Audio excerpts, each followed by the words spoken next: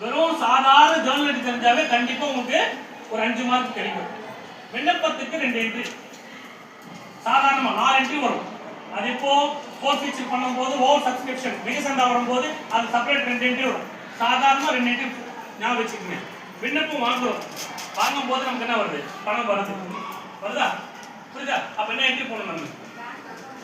Very good. Bank account டாட் to share application account. வங்கி கணக்கு பற்று விண்ணப்ப கணக்கு வரவு.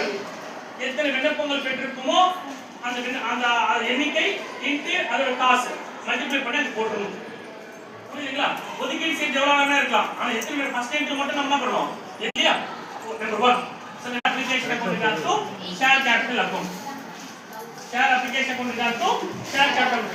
பங்கு விண்ணப்ப கணக்கு பற்று பங்கு முதலீடு கணக்கு வரவு. So share application money transfer to share capital account கூடாச்சு இல்லையா? இதோட நமக்கு சாதாரணமா எதுக்கான என்ட்ரி முடிஞ்சிச்சு? அப்ளிகேஷனுக்கான என்ட்ரி முடிஞ்சிச்சு இல்லையா? அடுத்து அலாட்மென்ட்கான என்ட்ரி. அலாட்மென்ட்கான ஷேர் அலாட்மென்ட் அக்கவுண்ட் டாட் டு ஷேர் கேபிட்டல் அக்கவுண்ட். பங்கு ஒதுக்கீடு கணக்கு பற்று பங்கு மூலதன கணக்கு வரவு ஒரு என்ட்ரி. சோ அதுக்கப்புறம் நம்ம பணம் வாங்கணும் இல்லையா? பணம் வாங்குறதுக்கு என்ன என்ட்ரி? வங்கி கணக்கு பற்று பங்கு ஒதுக்கீடு கணக்கு வரவு. அதே மாதிரி தான் first column, second column, third காலம். இது எல்லாருக்குமே தெரியுமா? தெரியும் அப்படின்னா கட்டாயமா 5 மார்க் கிடையாது. சரியா? அப்புறம் 2 மார்க் கேக்குறான். What do you understand by forfeiture of share? பங்கு உரிமையிழப்பு என்ன? What do you mean by forfeiture of share? அதுக்கு மட்டுமே என்ட்ரி தனியா கேட்பான். கேட்டனா இல்லையா? உரிமையிழப்புக்காக மட்டுமே என்ட்ரி கேட்பான். உங்களுக்கு 2 மார்க் இல்ல 5 மார்க் கேட்பான். 2 மார்க் கேட்கனா? Very good. அப்போ பங்கு உரிமையிழப்பு என்ன? What do you mean by forfeiture of share?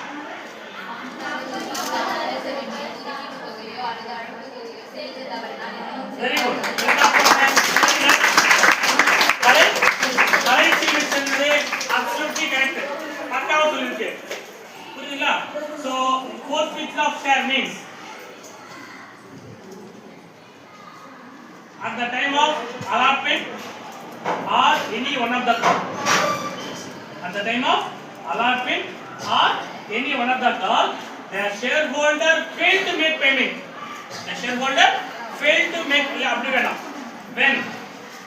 when the shareholder failed to make payment on allotment or any call, okay, which is called as forfeiture of share.